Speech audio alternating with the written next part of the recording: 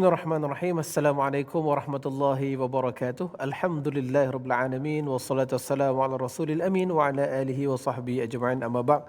Apa khabar sidang penulis sekalian? Apa khabar warga Ramadan Al-Mubarak? Didoakan mudah-mudahan kita semua sentiasa berada dalam rahmat, keampunan dan insya-Allah di akhirat orang kita semua dapat takwa daripada Allah Subhanahu wa taala. Insya-Allah anda bersama saya Hafiz Salim dalam edisi 13 Ramadan. Kita akan bongkar, kita akan lihat bagaimana Allah memandu perbincangan kita atas topik cahaya hidayah terangi jiwa.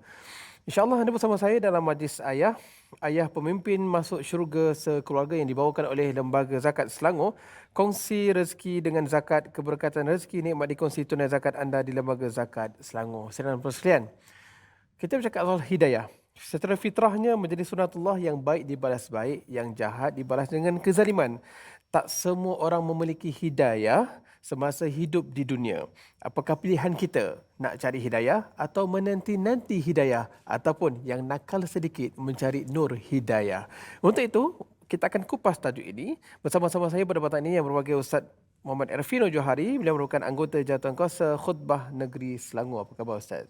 Alhamdulillah, sihat berkhair. Sihat seadanya Ustaz. Tengok berseri-seri 13 Ramadan ini, apa rahsia Ustaz?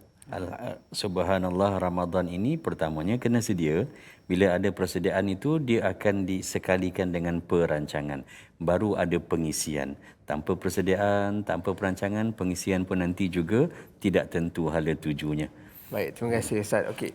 Yang seterusnya berbahagia Ustaz Hamizul, beliau merupakan qari Lembaga Zakat Selangor. Apa khabar Ustaz?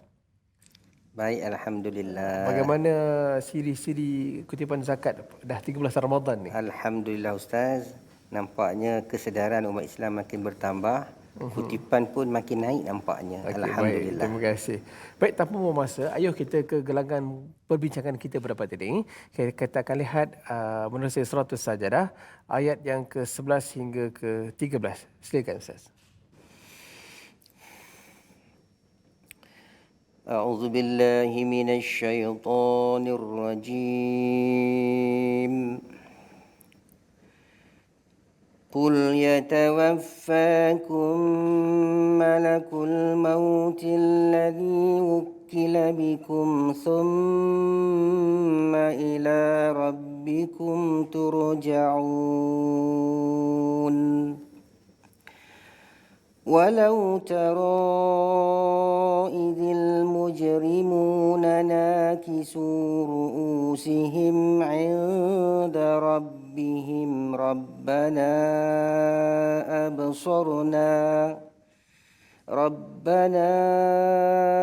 أبصرنا وسمعنا فارجعنا نعمل صالحا إنا موقنون ولو شئنا لآتينا كل نفس هداها ولكن حق القول مني لأملأن جهنم من الجنة والناس أجمعين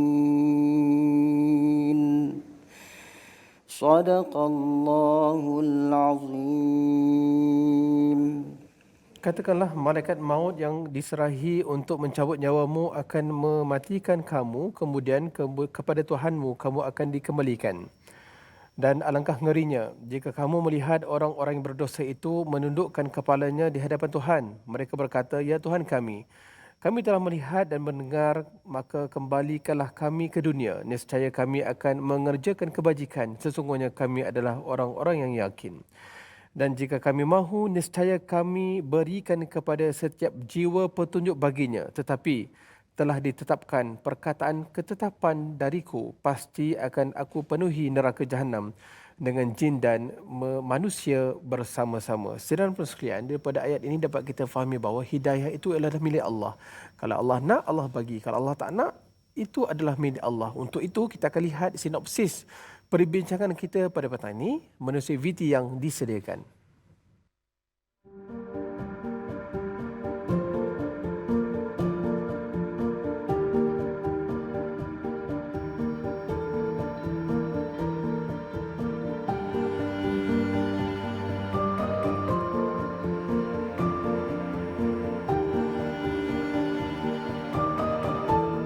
baru ada turning point adalah saya pernah tengok berita Ustaz Abiliu. Dia mengislamkan satu kampung dekat Sempurna pada tahun lepas dekat Sabah. Dan macam teruja jugalah. Oi, tak pernah jumpa satu ustaz yang bukan berbangsa Melayu boleh buat sampai tahap macam gini.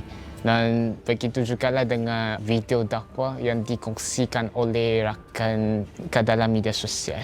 So pada bulan Mac tahun lepas saya mula cuba untuk mendakwah dan sehingga tahap saya pernah mencuba untuk berpuasa secara penuh. Dan alhamdulillah lah berjaya. Pada hari bulan Ramadan saya telah mengucapkan kalimah syahadah pertama dan menjadi penganut agama Islam. Itu je.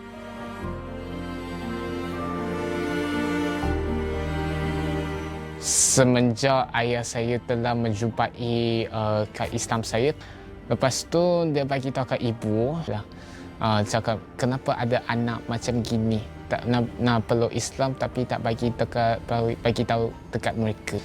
Tak ada keputusan untuk membuang saya. Hanya sebab bagi mereka dia macam saya ni adalah seorang anak yang sangat degil, menderhakai keluarga saya sendirilah. So benda macam ni, walaupun pada penampilan tu macam aku ni tak kisah dah, tapi sepatutnya aku memang risau lah tentang benda macam gini. Cuma saya tak nak tunjukkan kerisauan saya sendiri terhadap orang keluarga saya lah.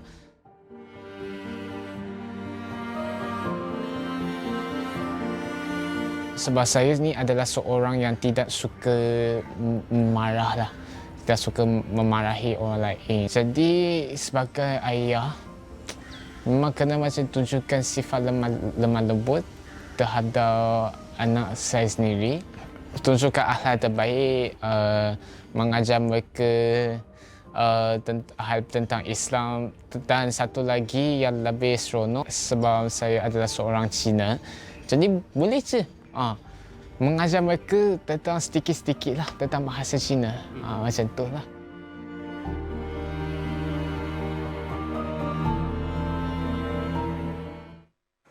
Alhamdulillah bertemu kembali. Sedang sekalian itulah VT yang disediakan berkaitan seorang anak muda, Ryan Wong Yong Heng, mualaf muda siswa Universiti Tunku Abdul Rahman.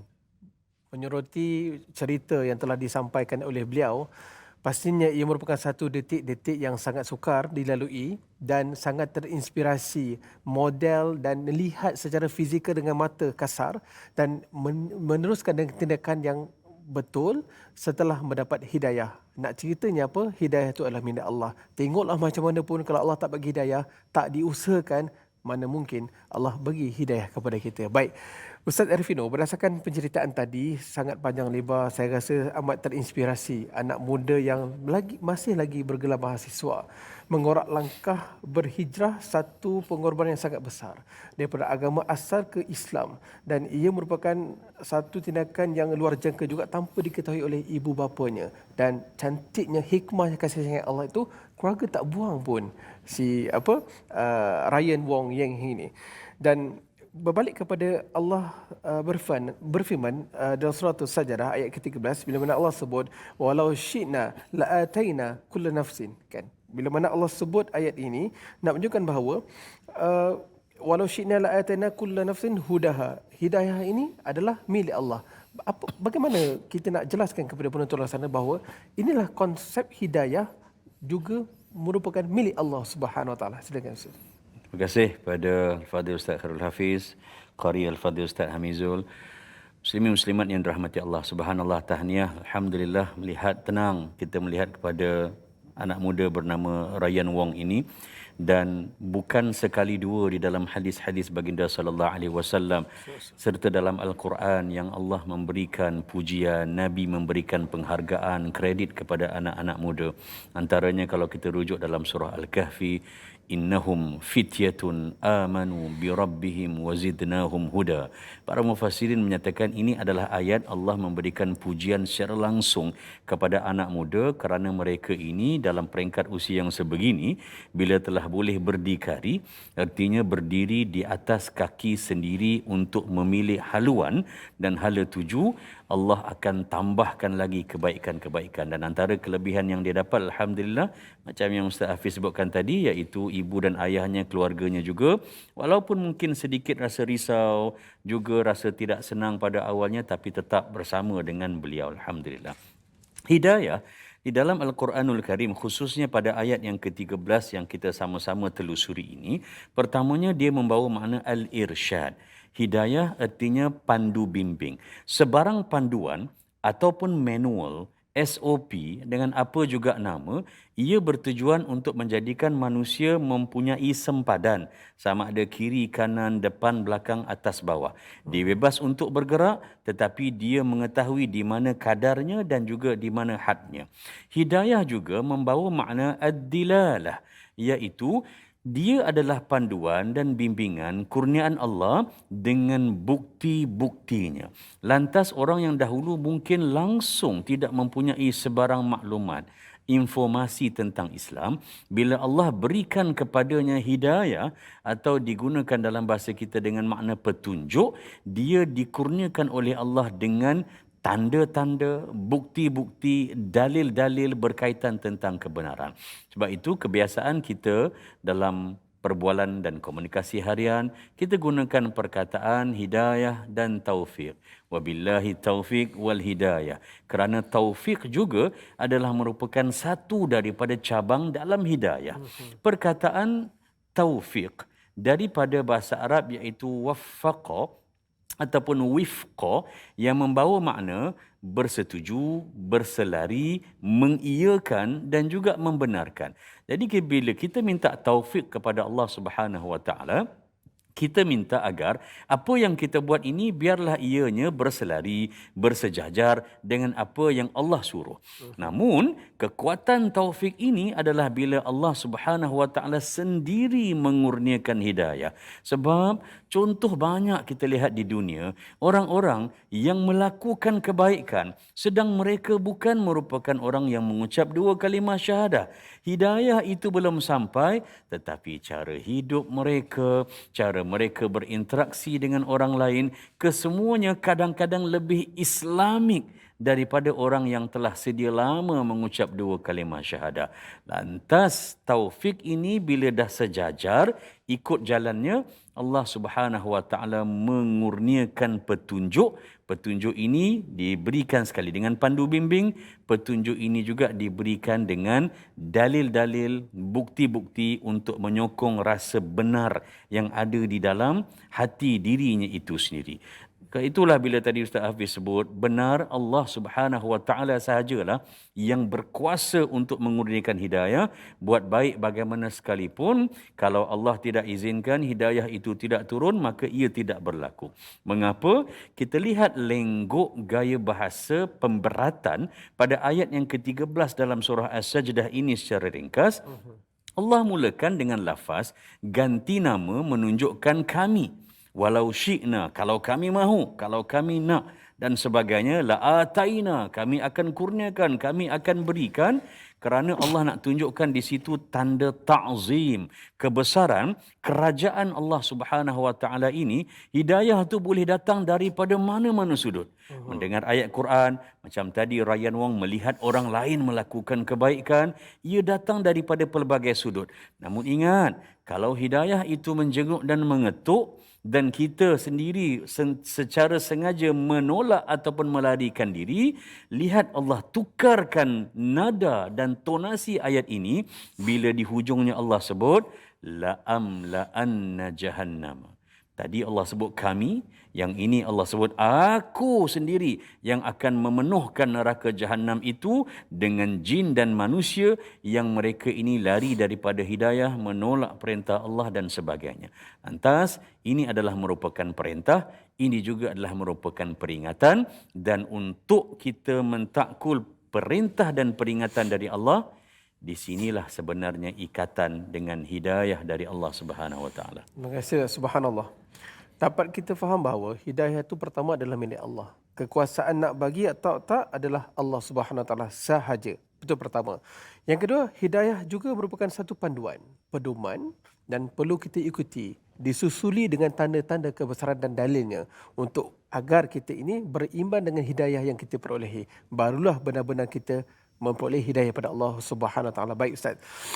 Ustaz, kita melihat dalam konteks keluarga. Hari ini kita dalam majlis ayah. Ayah berada di luar sana sedang melihat. Dan juga ajak ibu-ibu dan anak juga melihat. Kita bercakap soal hidayah ini adalah milik Allah. Dan pastinya, kalau kita lihat si ayah bincang dengan ibu. Disahkan mengandung, esok anak ni lain bagi nama apa? Bagilah nama Nur Hidayah, mudah-mudahan dapat hidayah. Itu merupakan salah satu inisiatif usaha untuk kita mendapat hidayah pada Allah SWT. Ya. Tapi secara realnya Ustaz, apakah usaha yang perlu dibuat, tindakannya, pelan tindakannya, action plannya supaya ayah ini sebagai ketua keluarga bukan sekadar cukup pakai minum tempat tinggal yang selesa, tetapi hidayah itu perlu diusahakan. Ya. Mudah-mudahan sekeluarga masuk ke syurga Allah SWT. Silakan Ustaz. Baik, terima kasih pada Ustaz Khairul Hafiz. Saya kena sebut ni sebab Ustaz Khairul Hafiz dah 2 kali sebut Nur Hidayah ni. Daripada sudut hukumnya harus. Kalau sekiranya betul caranya, jalannya nak cari Nur Hidayah, silakanlah.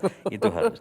Yang keduanya berkaitan tentang soalan tadi, untuk mendapatkan hidayah itu usaha kena ada. Yang pertama sekali sebagai ayah adalah kita berusaha sebaik mungkin agar dapat di mana saja kita tinggal, bentuk, jenis, keluasan rumah itu bukan merupakan perkara prima, tetapi di mana saja kita berada dengan ahli keluarga, kita bertanggungjawab untuk menunjukkan ketelusan dan kebenaran kita ini dengan Allah Subhanahu Wa Taala, agar isteri dan anak-anak nampak bahawa segala yang dibuat oleh ayah ini, kita tidak membandingkan antara ayah keluarga A dengan ayah keluarga B. Ayah keluarga C boleh bagi banyak, ayah keluarga D ini kurang dan sebagainya. Tetapi ayah itu boleh menunjukkan betapa dia itu telus melaksanakan tanggungjawab dari Allah Subhanahu Wa Taala sekadar yang ia mampu dan semahunya. Kedua, bila tadi Ustaz sebut tentang usaha, benar mujahadah ataupun kesungguhan untuk mencari kebenaran dan petunjuk, ianya adalah merupakan satu proses yang berjalan seterusnya. Allah Subhanahu Wa Taala menyatakan dalam Al-Quran, "Wa may yu'min billah", siapa yang beriman dengan Allah Subhanahu Wa Taala, yahdi qalbahu, maka dia iaitu Allah akan memberikan hidayah kepada hatinya. Wallahu bikulli syai'in alim. Allah juga yang mengetahui segala-galanya. Persoalan hati, sebagai ibu dan ayah, hati anak-anak dan juga pasangan ini kena sentiasa diketuk dan juga disuburkan.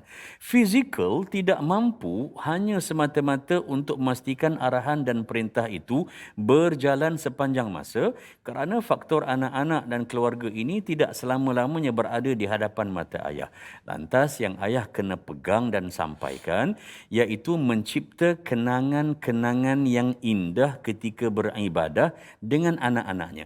Gunakanlah apa juga gadget, teknologi yang ada untuk merakam momen dan saat-saat indah itu. Bukan hanya pada ketika makan, tapi ketika bertarawih. Bukan untuk dibanggakan kepada orang lain, tapi untuk dijadikan sebagai album panduan kenangan penambah baikan dalam keluarga itu sendiri.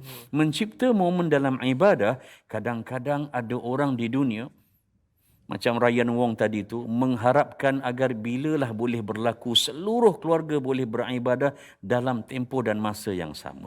Ciptalah kenangan ini, kerana ini akan menjadikan anak tadi sentiasa rasa dan ingat. Mengapa saya katakan sebegitu? Kerana bukti jelas baginda SAW menitipkan suatu ajaran kepada bapa dan bapa sampaikan kepada anak. Selepas bapa itu meninggal dunia, anak tadi masih boleh terus buat kebaikan. Contoh yang paling mudah kalau kita lihat Ibn Umar radhiyallahu anhuma yang menyatakan dalam sepotong hadis, boleh rujuk dalam Riyadhus Salihin. Hadis ini diriwayatkan oleh Abdullah bin Dinar dan Abdullah bin Umar. Mereka semua berjalan nak pergi ke Mekah. Dalam perjalanan naik kenderaan, jumpa dengan seorang lelaki badui tua, tak dikenali, bukan figura umum dan sebagainya.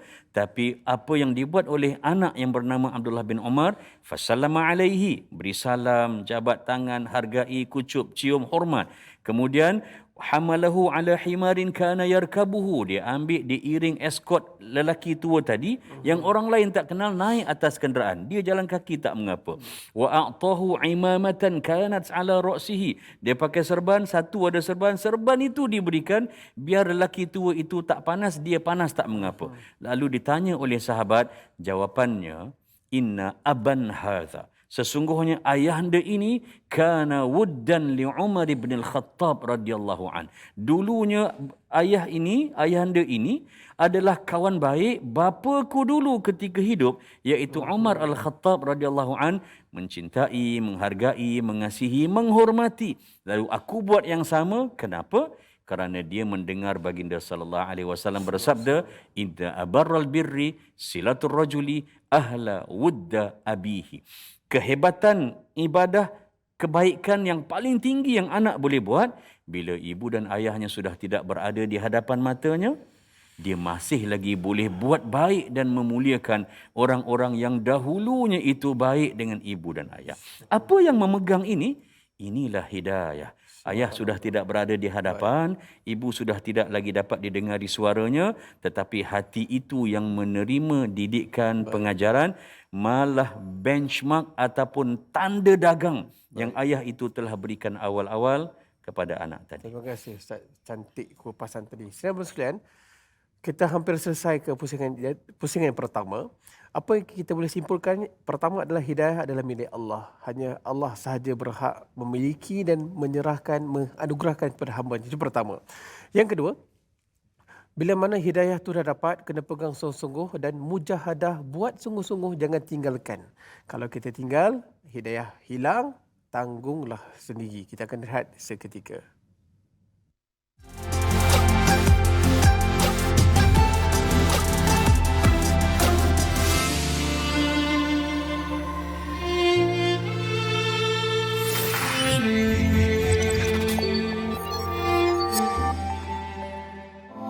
Astaghfirullah Rabbal baraya, Astaghfirullah minal khataya, Astaghfirullah Rabbal baraya, Astaghfirullah minal khataya, Astaghfirullah Rabbal baraya, Astaghfirullah minal khataya, Astaghfirullah Rabbal baraya, Astaghfirullah minal khataya.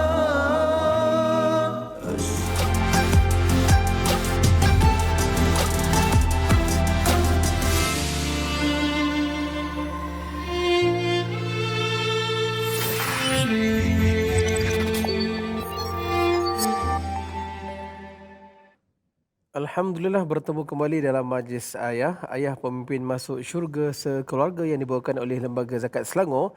Kongsi rezeki dengan zakat keberkatan rezeki, nikmati kongsi tunai zakat anda di Lembaga Zakat Selangor. Alhamdulillah, terima kasih saudara sekalian kerana kesediaan anda bersama kami. Panjang lebar pusingan pertama telah kita bahaskan tentang bagaimana cahaya hidayah mampu menerangi jiwa.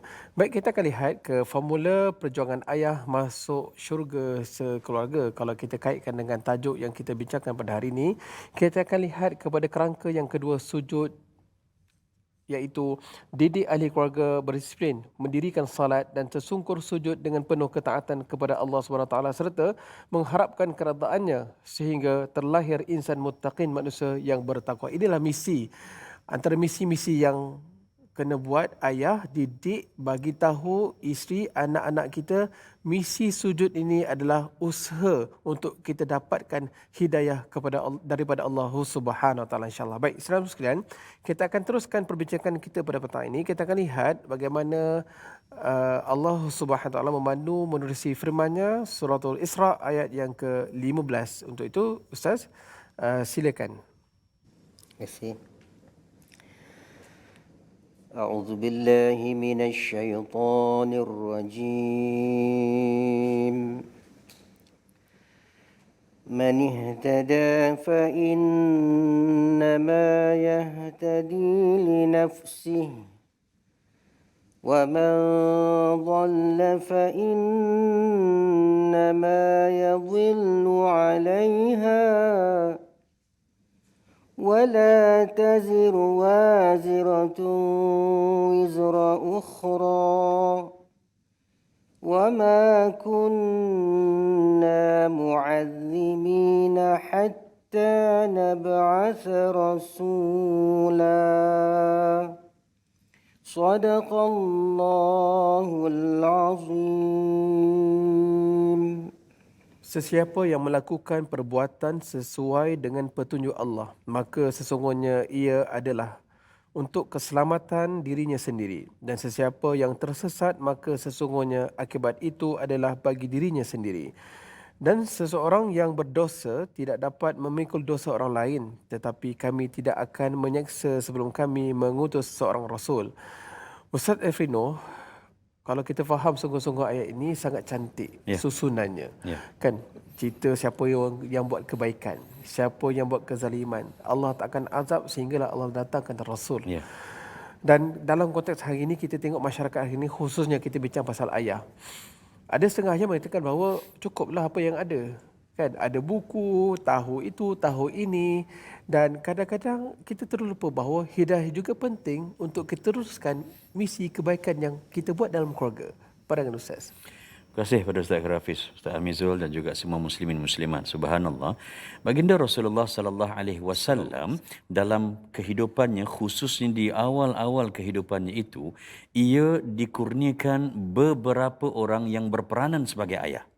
Ayahnya wafat sebelum beliau sempat dilahirkan, namun dia dipelihara, dijaga, dididik. Itu semua fungsi bagi ayah oleh bapa atuknya iaitu Abdul Muttalib dan juga oleh bapa saudaranya Abu Talib.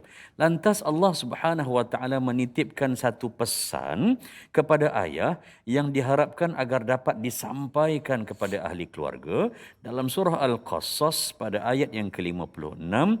A'udzubillahi minasyaitonirrajim. Innaka la tahdi man ahbabta walakinnallaha yahdi man yasha.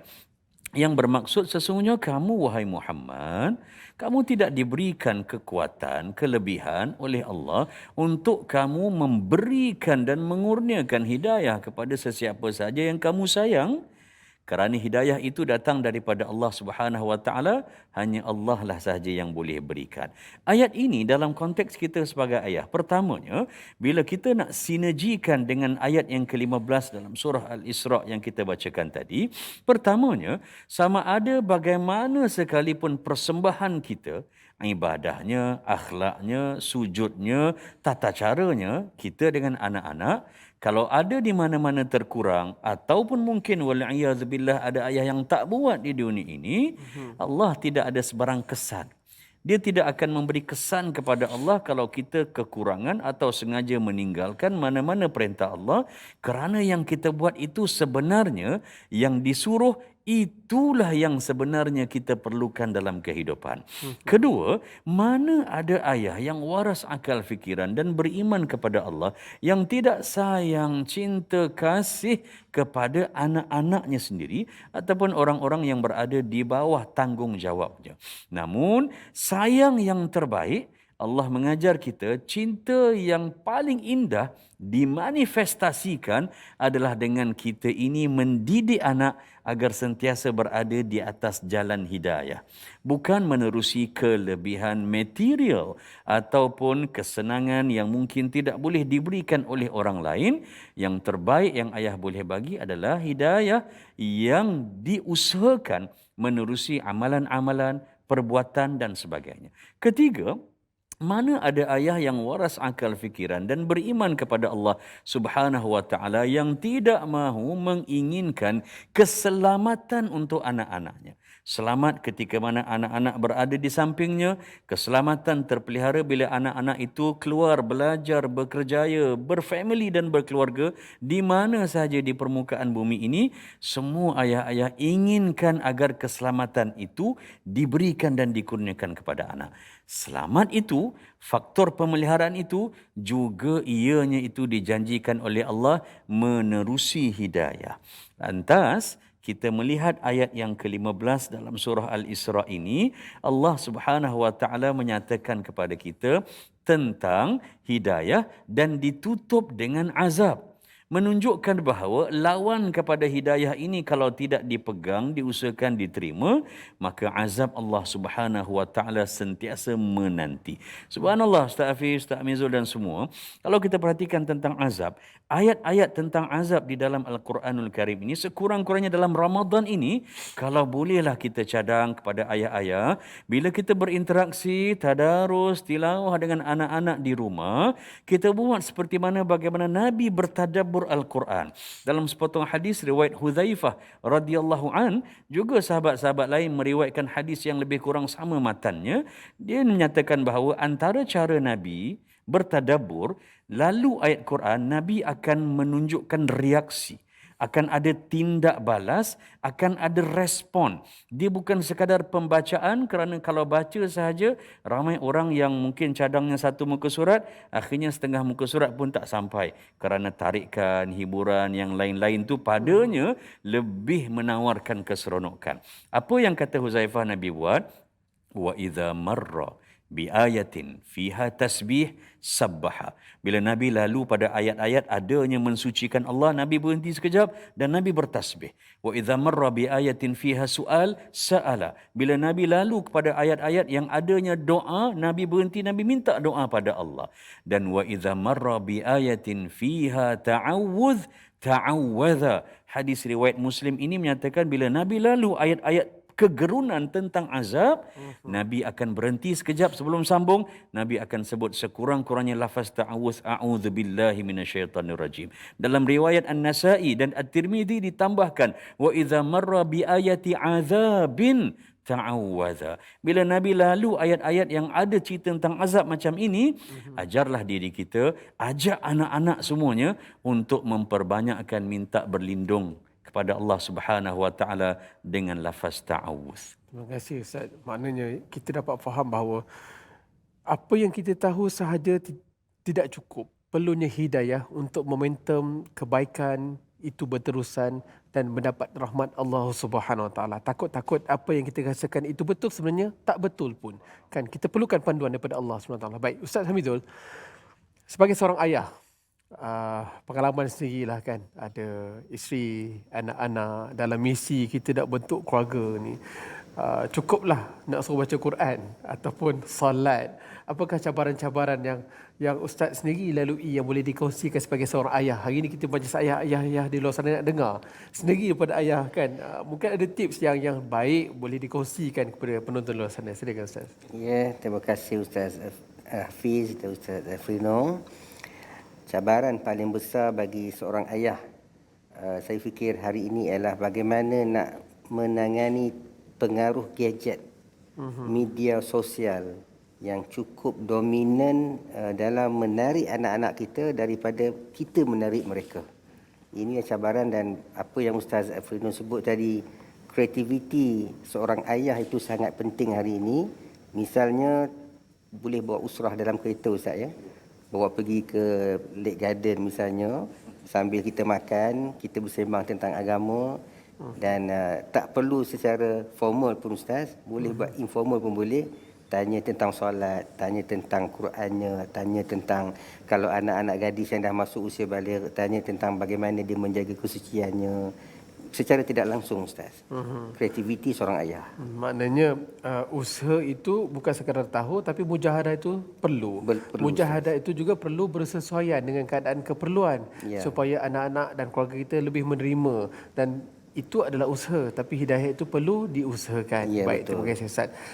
Ustaz Arifino, ini adalah model ayah, kreativiti dan usrah yang Ustaz Habibul buat. Dan secara realitinya hari ini, kalau kita dibandingkan umat-umat terdahulu, mereka juga telah mendapat hidayah, tapi mereka menolak. Akhirnya Allah datangkan azab. Dalam konteks hari ini, kita lihat pelbagai bala bencana yang berlaku. Takut-takut hidayah itu semakin jauh daripada diri mereka. Nah, sekarang ni, kita dah akhir zaman. Ayah berada di hadapan televisyen, di hadapan monitor skrin dan sebagainya. Apa action plan, pesanan Ustaz kepada mereka, ayah-ayah ini, juga termasuk saya. Kita semualah yang berada di studio di luar sana. Kita dah tak ada masa. Kan? Kita tahu bahawa hidayah milik Allah, perlu diusahakan, dan jangan main-main tentang ini, takut-takut azab Allah juga datang. Na'udzubillah min dzalik. Silakan Ustaz. Terima kasih kepada Ustaz Rafi. Subhanallah, kalau kita perhatikan dalam sejarah peradaban dan kehidupan manusia, awal-awal yang mula-mula sekali diberikan ujian adalah ayah. Nabi Adam AS, ujian yang pertamanya kepada anak-anaknya malah sampai kepada peringkat berlakunya pembunuhan dan kematian manusia yang pertama. Salah seorang daripada anaknya, angkara daripada salah seorang anaknya juga. Besar ditunjukkan oleh Allah permulaan, sehingga kan dalam peristiwa itu manusia ditunjukkan oleh Allah secara cynical cara pengurusan jenazah. Anak Nabi Adam AS kena belajar daripada melihat pada burung gagak bagaimana ia menguruskan. Daripada yang sebesar itu hinggalah kepada sekecil-kecilnya, pelan tindakan yang pertama, nasihat buat diri saya sendiri khususnya, dan jika sudi dikongsikan dengan semua, yang pertamanya adalah tidak ada yang paling dan lebih bernilai yang boleh diusahakan oleh kita sebagai ayah, bagi kita tenang di sini dan tenang nanti di alam sana, iaitu dengan penyuburan akidah anak-anak kita kepada Allah Subhanahu wa taala. Ambil saja bagaimana Nabi Ibrahim alaihissalam meletakkan keutamaan permintaannya kepada Allah bila dia diarahkan dan diperintah untuk berhijrah daripada Mesir ke Palestin, daripada Palestin ke Mekah, dan meletakkan isteri serta satu-satunya anaknya pada ketika itu, iaitu Nabi Ismail. Doa Nabi Ibrahim terungkap pada ayat yang ke-35 dalam surah Ibrahim, iaitu wa idh qala Ibrahimu, tatkala Ibrahim berdoa kepada Allah, Rabbi ja'al hadzal balada aminan, jadikanlah negara ini tempat kediaman isteriku dan anakku ini aman, damai, tenang, harmoni. Itu yang pertama, kita kena usahakan bagaimana sekalipun keadaan rumah kita, usahakanlah agar dapat dititipkan dan juga dijadikan sebagai satu benda yang berterusan, adanya aman, damai, tenang dan harmoni di rumah sendiri. Ia tidak hanya semata-mata diukur daripada sudut apa benda material yang kita boleh berikan. Ketenangan itu sifatnya subjektif. Ianya relatif. Ada banyak cerita dan juga cara yang boleh diusahakan. Kedua, lepas minta tempat duduk ahli keluarga itu aman, kita balik rumah pun tenang, kita keluar rumah pun sentiasa rasa kalau boleh cepatlah nak balik rumah semula. Nakkan anak-anak kita pun rasa begitu. Ustaz Amizul sebut tadi tentang gadget. Benar, kalau tidak ada di rumah, mereka akan cari benda itu di luar rumah. Tapi kita nak biar mereka balik semula kerana rumahlah tempat untuk bertenang. Dan doa keduanya, selepas aman dan damai tenang fikiran, kata Nabi Ibrahim AS diminta pada Allah, wajnubni wa baniya an na'budal asnam. Ya Allah, jauhkan diriku sebagai bapa dan jauhkanlah keturunanku, anak-anakku dan juga semua bangsaku daripada menyembah berhala-berhala. Di sinilah pentingnya akidah itu dan ibadah-ibadah serta perkara-perkara yang menyuburkan akidah, semuanya bermula apabila dah aman, nyaman, keadaan di rumah dan juga hubungan sesama ahli keluarga antara ayah dengan ibu, ibu dengan anak dan sebagainya. Yang kedua adalah menerusi qudwah. Subhanallah, tarbiyah ataupun pendidikan yang paling atas kalau kita lihat perlu diusahakan oleh mana-mana ayah sebab nak elak azab ni dan juga untuk memastikan hidayah sentiasa dipegang, dijaga dan berada bersama dengan ahli keluarga. Kalau kita perhatikan pendidikan anak-anak, dia semuanya bermula dengan tarbiyah pendidikan, tapi tarbiyah yang paling atas adalah dengan al-qudwah. Artinya, ayah kena mula dulu. Ayah kena tunjuk dulu. Model dulu. Jadi model, sama ada model itu sempurna ataupun tidak, tetapi ia mesti dilihat, dilakukan. Boleh untuk diberikan kepada orang lain sumber untuk bantu, tetapi kalau tak mampu buat semua, mala yudraku kulluhu la yutraku kulluhu. Ayah kena pegang tu. Dia tak boleh ajar semua, takkanlah satu dua dia tidak boleh untuk sampaikan pada anak-anak. Terima kasih Ustaz. Alhamdulillah, senang sekali kita dah sampai ke penghujungnya. Kita dah faham hidayah tu siapa punya? Milik Allah. Allah yang boleh bagi kepada kita. Dan usaha sungguh-sungguh mujahadah, jangan tinggalkan apa yang telah Allah bagi pada kita. Pegang sungguh-sungguh, mudah-mudahan kita semua beroleh syurga Allah SWT. Untuk itu, Ustaz Hamizul, kita bacakan doa. أعوذ بالله من الشيطان الرجيم بسم الله الرحمن الرحيم الحمد لله رب العالمين والصلاة والسلام على أشرف الأنبياء والمرسلين وعلى آله وصحبه أجمعين اللهم بارك لنا في شهر رمضان وبلغنا ليلة القدر اللهم ya Allah ya Tuhan kami, berkatilah diri kami dan ahli keluarga kami dan juga ibu dan bapa kami, datuk dan nenek kami, para guru kami, ahli keluarga kami, jiran tetangga kami, para pemimpin kami. Ya Allah, ya Tuhan kami, jadikanlah Ramadan pada kali ini merupakan Ramadan yang terbaik buat kami.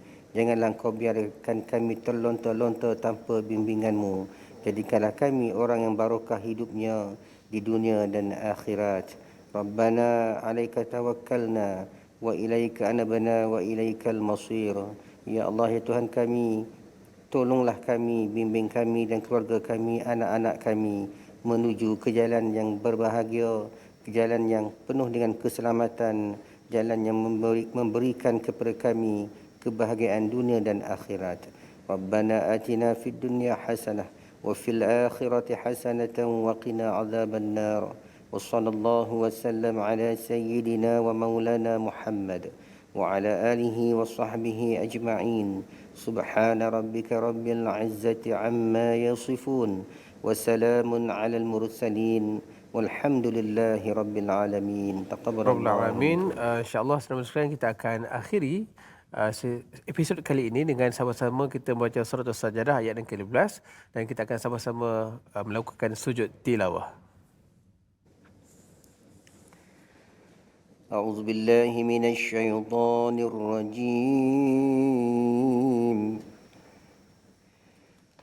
إنما يؤمن بآياتنا الذين إذا ذكروا بها خروا سجدا وسبحوا بحمد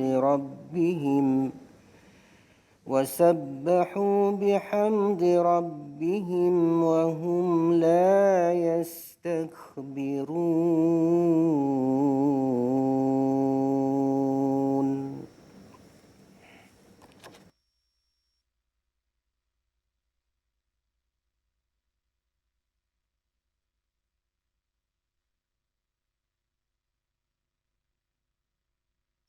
أستغفر الله رب البرايا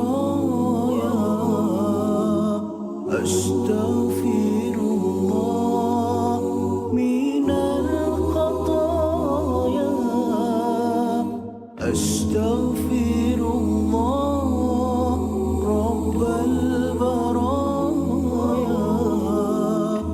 أستغفر الله من الخطايا